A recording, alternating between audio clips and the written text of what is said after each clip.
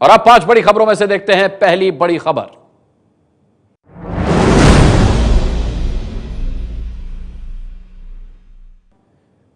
BJP के लिए आज का दिन खुश होने वाला है। बीएमसी समेत महाराष्ट्र की 10 नगर पालिकाओं में आज उनका डंका बजा है। नोटबंदी के बाद पहली बार चुनावों में बीजेपी का बड़ा टेस्ट था, जिसे बीजेपी ने पास कर लिया है।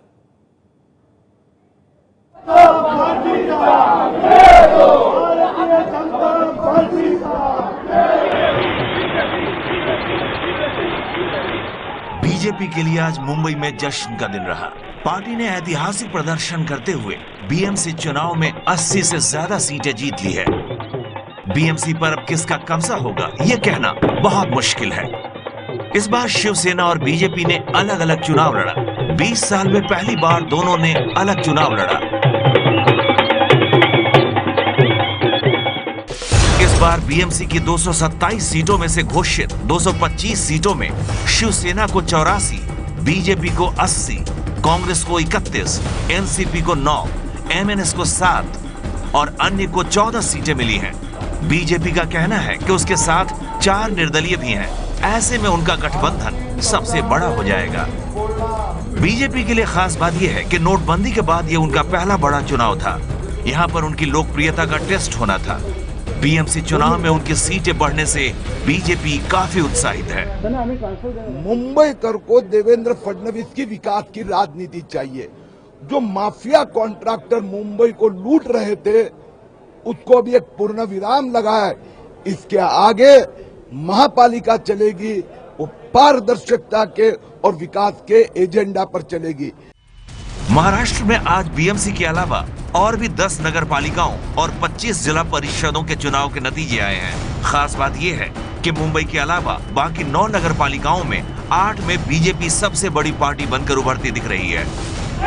नगर पालिका ही नहीं, जिला परिषद के चुनाव में भी बीजेपी सभी पार्टियों को कड़ी टक्कर दे रही है।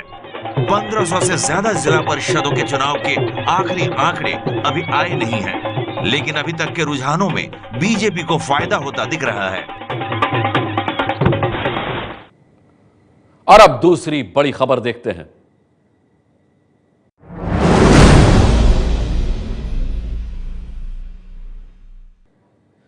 यूपी में चौथे दौर का चुनाव खत्म हो चुका है। यूपी में आज 12 जिलों की 53 सीटों पर वोट डाले गए। आज कई दिग्गजों की किस्मत ईवीएम में कैद हो गई। दावे तो सब अपनी अपनी जीत के कर ही रहे हैं, लेकिन हवा बह किसके पक्ष में रही है, आइए देखते हैं।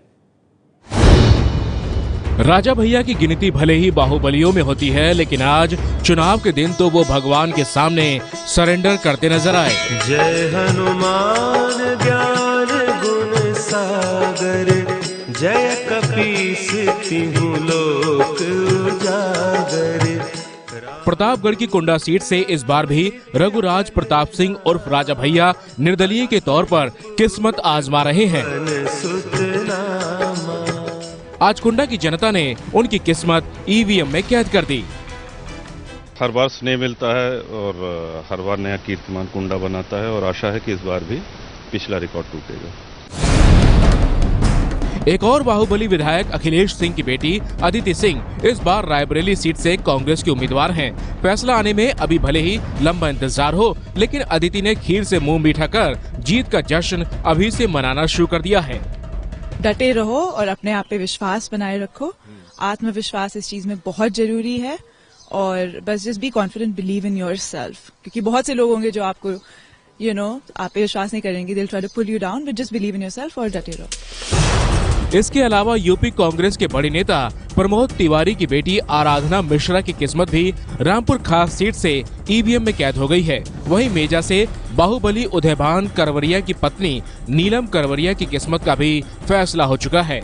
रायबरेली की ऊंचाहार सीट से बीएसपी से बीजेपी में आए स्वामी प्रसाद मौर्य के बेटे उत्कर्ष मौर्य बीजेपी की टिकट पर किस्मत आजमा रहे हैं। आज के मतदान का फैसला 11 मार्च को होगा, लेकिन आइए आपको दिखाते हैं कि 2012 के विधानसभा चुनाव में किसको कितनी सीटें मिली थीं। 53 सीटों में से एसपी को 24 सीटों पर, बीएसपी को 15, कांग्रेस को 6, बीजेपी को 5 और पीस पार्टी को 3 सीटें मिली थीं। चौथे चरण में यूपी के 12 जिलों की 53 सीटों पर आज वोट डाले गए। इनमें बुंदेलखंड की 19, इलाहाबाद की 12, प्रतापगढ़ की 7, रायबरेली और फतेहपुर की 6 और कौशाम्बी की 3 सीटें शामिल हैं। चौथे चरण के बाद कुल 262 सीटों का मतदान पूरा हो गया है। अब आखिरी 3 चरणों में 141 सीटों पर वोटिंग बाकी रह गई है। आगे बढ़ते हैं और अब देखते हैं तीसरी बड़ी खबर।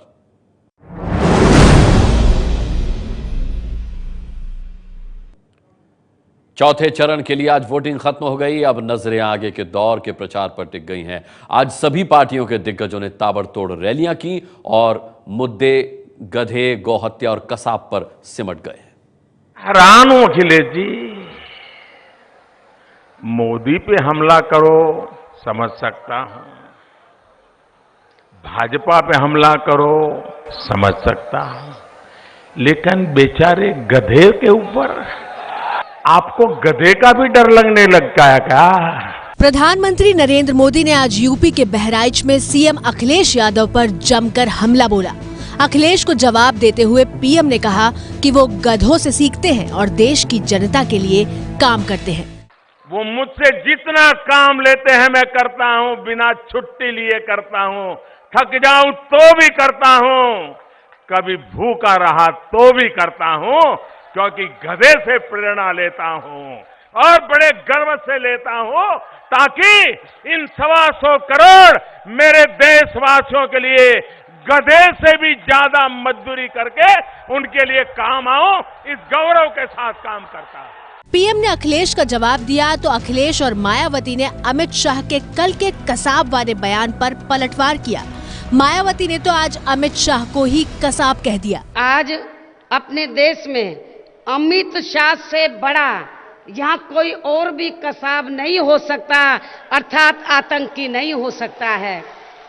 और इस बात का इनका अपना खुद का गुजरात स्टेट इसका खास गवाह भी है, जिसे ध्यान में रखकर भी अब आप लोगों को बीजेपी के इस कसाब का अर्थात यहाँ आतंक का राज कतई भी नहीं आने देना है।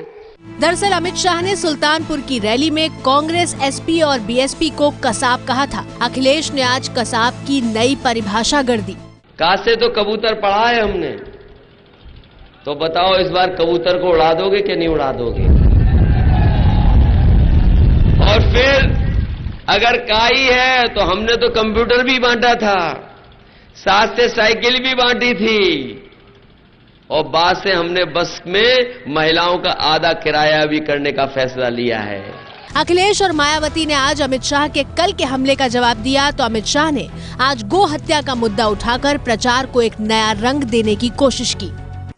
हमने तय किया है कि जिस दिन भारतीय जनता पार्टी का मुख्यमंत्री शपथ लेगा, उसी दिन रात को 12 बजे के पहले एक अध्यादेश लाकर उत्तर प्रदेश से सारे कत्लखाने बंद कर दिए जाएंगे।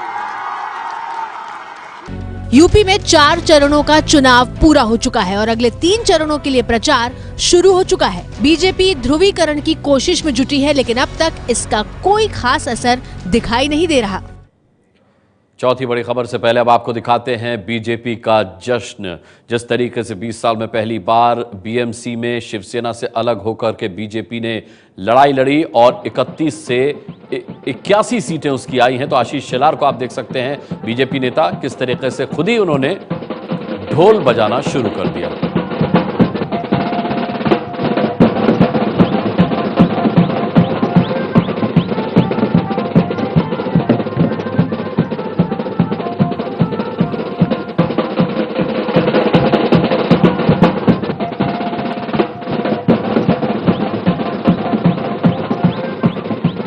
सोमैया भी आपको दिखाई दे रहे हैं ढोल बजाते हुए।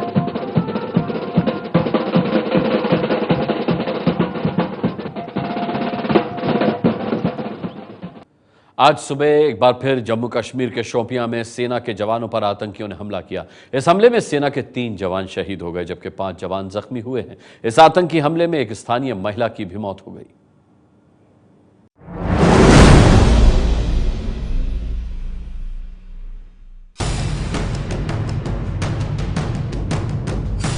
गोलियों के ये निशान आतंकियों के हमले के हैं। आज तड़के सुबह आतंकियों ने सेना के जवानों पर उस वक्त हमला कर दिया जब ये पेट्रोलिंग पर थे। इस हमले में सेना के 3 जवान शहीद हो गए। वहीं एक स्थानीय महिला जाना बेगम की भी गोली लगने से मौत हो गई। हमले में सेना के 5 जवान घायल हुए हैं।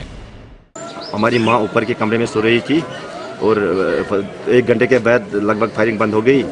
उसके बाद हम ऊपर चढ़ गए, हमारी माँ मर गई थी ऊपर, और हमारे गाड़ियों को भी तोड़फोड़ किया और खिड़कियाँ भी तोड़ी घर की। दरअसल सेना को सूचना मिली थी कि शोपियां के मैत्री ग्राम में कुछ आतंकी छिपे हैं। इसके बाद कल रात सेना के जवानों ने इलाके में सर्च ऑपरेशन चलाया। सर्च ऑपरेशन खत्म करके सेना के जवान जब अपने कैंप की ओर लौट रहे थे, उसी समय चित्रकुंड गांव के पास पहले से घात लगाए आतंकियों ने उन पर हमला कर दिया। जम्मू कश्मीर में पिछले 3 हफ्तों में ये चौथा हमला है। हाल ही में 14 फरवरी को उत्तरी कश्मीर के हंदवाड़ा में हुए आतंकी हमले में एक मेजर और 3 सैनिक शहीद हो गए थे। हाल ही में 14 फरवरी को उत्तरी कश्मीर के हंदवाड़ा में हुए आतंकी हमले में एक मेजर शहीद हो गए थे। वहीं जवाबी कार्रवाई में 3 आतंकियों को भी मार गिराया गया था। उसी दिन बांदीपुरा में भी आतंकियों ने सेना के जवानों पर हमला किया था, जिसमें 3 सैनिक शहीद हो गए थे। इस हमले में एक आतंकी भी मारा गया। ब्रेक के बाद एक बार फिर आपका स्वागत है।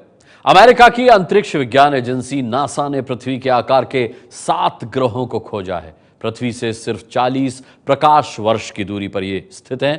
खास बात यह है कि इन ग्रहों पर जीवन की संभावना है।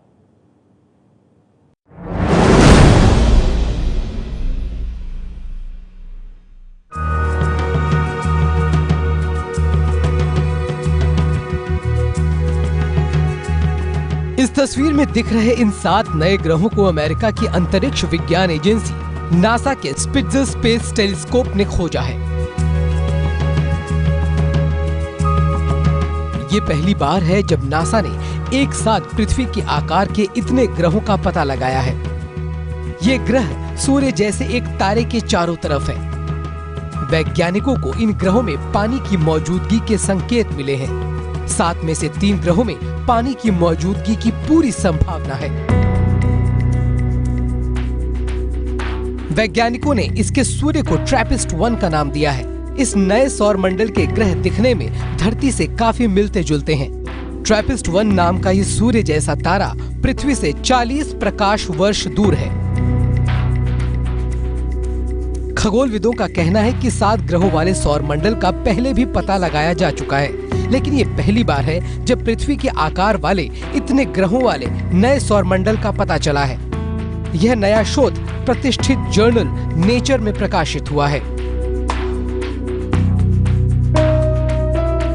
वैज्ञानिकों का कहना है कि बृहस्पति ग्रह से भी बड़े तारे से इन ग्रहों में प्रकाश आता है, जो सूर्य से करीब 2000 गुना धीमा है। फिलहाल जिन 8 बड़े ग्रहों को मान्यता मिली हुई है वो हैं बुध, शुक्र, पृथ्वी, मंगल, बृहस्पति, शनि, यूरेनस और नेपच्यून। 9वें ग्रह के तौर पर पहले प्लूटो को भी गिना जाता था, लेकिन 2006 में इंटरनेशनल एस्ट्रोनॉमिकल यूनियन ने इसे बौना ग्रह मानकर बड़े ग्रहों की सूची से हटा दिया था। अब नासा एक अनाम ग्रह को 9वें ग्रह की सूची में रखता है।